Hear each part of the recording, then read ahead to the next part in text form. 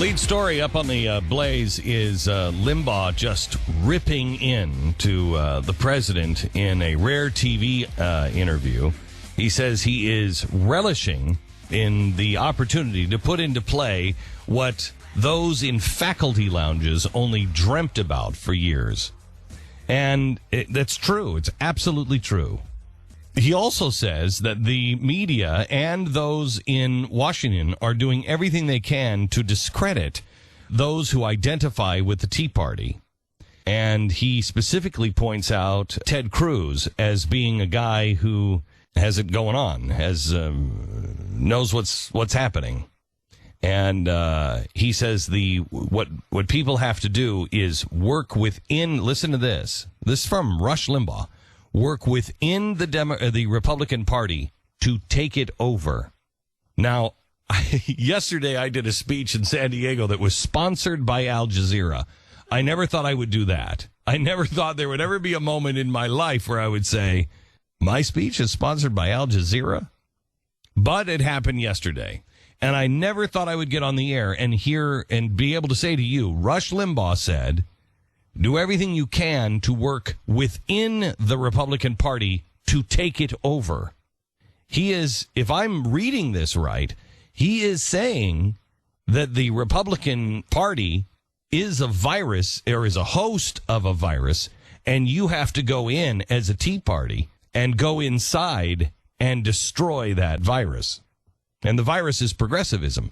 It's not liberalism. I have not heard Limbaugh. I don't listen to any talk radio, so I don't know. But is he talking about progressivism now? Because he used to, at the beginning, he was like, it's liberalism. No, it's not. It's progressivism. Yeah, and you might have a disagreement on that, but I think the fundamental point you both make is that, the actual values, and he's been talking about this for a long time as well. Conservative values, or, we talk more about maybe the libertarian leaning of it, but the point is, it's not about these politicians that fold all the time. And, to talk, Rush Limbaugh's been calling out people like John McCain in the party for a really long time. Yeah. But I never thought, honestly, Rush was a little like Bill O'Reilly at times, to where he had I think he did. He had his blinders on. Now, this is 5 years ago. Kind of had his blinders on and was kind of going down that road. And I thought, this is the way I felt. Mm-hmm. And I thought, he's kind of just going down, and he's just a Republican. But that's not who he is. No, yeah. Not at all. And he has come out strongly. He talked about that extensively. The day after, was it the 2006 election, when the Democrats took over the majority? That's when they took it over. He said he was done carrying water for the Republican Party. No, that's right. He said that. Right. And that is about the time. That's about the time that he was starting to change. I forgot about that. Ever since, I think he's been done with, just buying into the Republican Party nonsense, because a lot of it is nonsense, and it took a lot of us. It took all of us a long time to realize it. And isn't it amazing that that Rush is, that all these people are identified as Republican Party shills? And we're saying the exact opposite. Yeah. We're saying, no, the Republican Party is dangerous the way it is. It is out of control the way it is. We don't want people who are beholden to a party. We want people who are beholden to principles. And yet we're still called shills for the GOP. And the people in Washington don't understand. When you have Rush Limbaugh saying, go inside, embed yourself inside and take over the Republican Party. When you have Rush Limbaugh saying that, the GOP is over. It's not just the American people. It's the people in Washington that don't understand that. The Orrin Hatches of the world. Orrin Hatch, I'm convinced, Orrin Hatch has done more damage to Tea Party people, and people like Orrin Hatch have done more damage to Tea Party people by smearing them behind the scenes, because he appears to be a really good guy, and he's not a radical, and you're going to have these radicals in charge. No. The real radical is people like Orrin Hatch, because he has fallen in with the progressives like John McCain. And they want to say that they're not radicals, but what are progressives? Progressives were communists at the beginning. They were radicals. They were so radical, they said the only other choice is revolution. And they said, no, we can take it over slowly. And as this thing continued, they decided that the only way to really take it over is to destroy it first. And I don't care if you ever said, I don't want to destroy well, you're destroying the Constitution. You're playing a role in the destruction of the Constitution. You can't tell me you're not a radical if you agree with spying on every American. If you're not outraged by what the IRS did, if you want to go ahead and say, well, that's a fake scandal, I'm sorry, you're the radical. If you want to say nothing really happened in Benghazi, I'm sorry, but you're the radical. We're trying to hold on to not the country, not the flag. We're trying to hold on to the principles that set people free. I find it amazing, and a point that I've been making in speeches lately, is our founders were different than us. And I want you to really ponder this. During the Jefferson administration, we had our first foreign war. And it was a war against the Muslim extremists. And most people don't really even understand this. That's what the Barbary Pirates were. We just called them Barbary Pirates because that was the only thing we understood. What they were doing was they were capturing people and they were going to enslave them for Islam unless you paid a ransom. That's all halal. And that's what they were doing. By 1803, we were paying 75%. I think you said 25 yesterday. 75% of the national budget went to... check on that. I think it's 25. So it seems like... Check on it. Just check on it. Because I revised it yesterday because I thought it was too high. I thought my memory said 25, but maybe you're right. It was completely out of control. We were paying ransom for our stuff and for people. And so Jefferson says, what is going on? We can't continue this. What is happening? So what did they do? They got him a copy of the Quran. He reads the Quran. He's like, these people are going to kill all of us. This is absurd. So he starts the Marines, called the Leathernecks. The reason why they were called Leathernecks is because they put leather on their neck so they wouldn't be beheaded. Does that sound familiar? That's what they're doing today. They haven't changed in 200 years. And so we went over and we stopped the Muslim extremists. That was our first foreign war. Now here's where it gets important to me. This is where it really gets important. A group of people decided that they really needed to get everybody to read the Quran. And so they printed the Quran. It was 1805 or 8.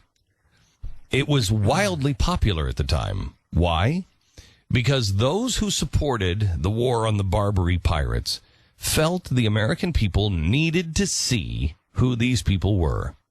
And so they didn't take and print a pamphlet with the Quran verses taken out of context. They printed the entire Quran. And they went on and they said, read this book. Every American should read this book. You will not believe, this is quoting, you will not believe the absurdities contained therein. And that a good portion of the world believes in this. And the reason why they did it is because they knew if you don't stop them, we just stopped them at the Barbary Coast. If you don't stop them, if we ever let our guard down, they'll come and kill us. Okay. Why do I bring this up now? Because our founders were so different, and the American citizens were different. They didn't take the Quran out of context and present excerpts like we do now. That's what people do now. I was mocked. Look at Glenn Beck. He's so stupid. He wants people to read the coming insurrection. Yeah, I do. You're making money for the people who are doing the coming insurrection. Yeah. I'd rather have you read all of it. Don't take my word for it. Go out to the bookstore and read it and see who these people are. Read every page.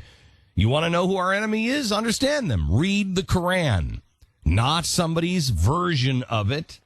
Read the actual Quran. Know it. Know what it is. Know who these people are. Know what they believe. Read the Hadith. You want to know what the extremists are getting their information from and how they're translating it. Exactly right.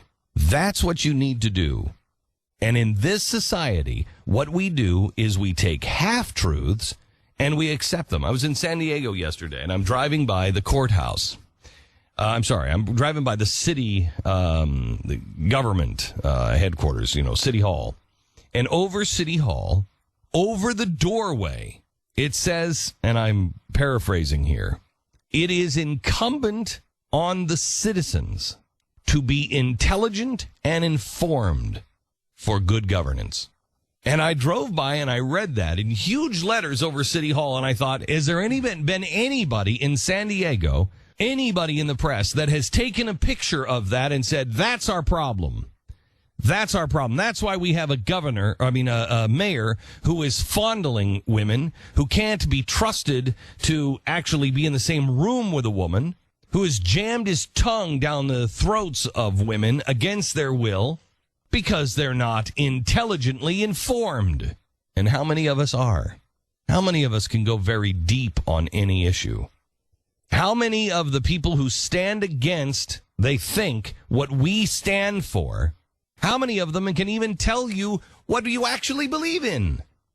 How many of them can actually say, this is what you believe?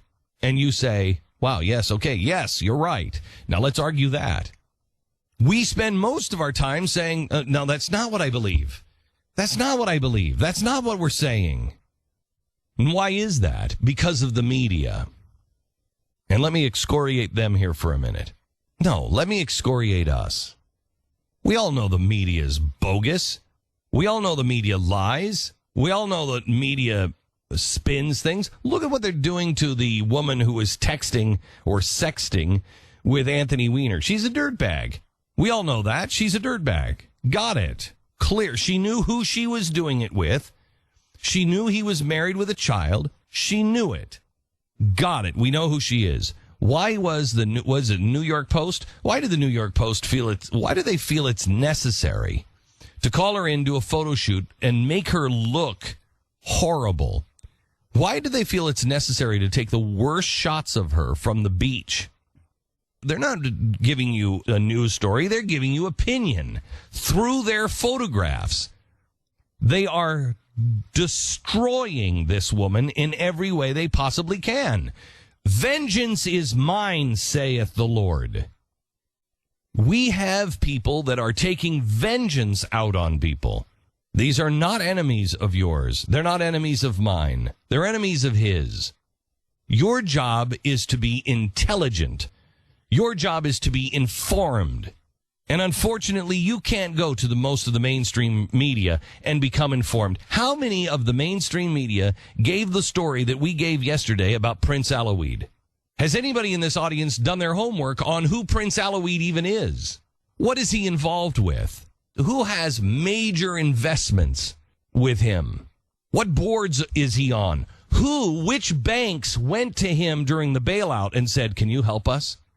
This man plays a huge role in the information and the banking of the United States of America. And what did he say yesterday or 2 days ago? He warned Saudi Arabia. They're starting to frack, and this is going to destroy us. It's going to dry up all of our money. They're starting to frack, and they're getting oil out of shale. This is not good for Saudi Arabia.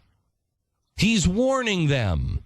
And on the same day he says that, guess who comes out against the pipeline? The President of the United States. Now, that's a pretty important story because of this man's connections. Why wasn't that reported in the news? Why wasn't that reported, at least in conservative circles? Why wasn't it reported that Prince Alawid, the guy who Rudy Giuliani gave the check back to and said, we don't want your dirty money?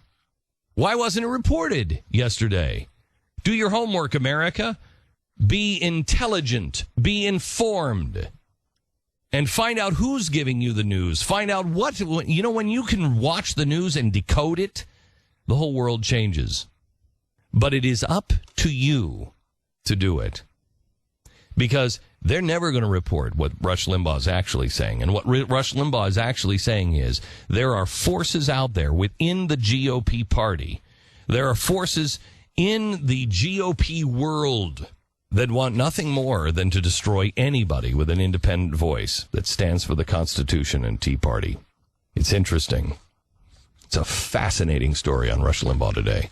And Rush Limbaugh, I am proud to be on Premier Radio Networks with you, and I am proud to be on talk radio, which you, sir, are responsible for, and carried on so many AM radio stations, which you, sir, are responsible for keeping alive.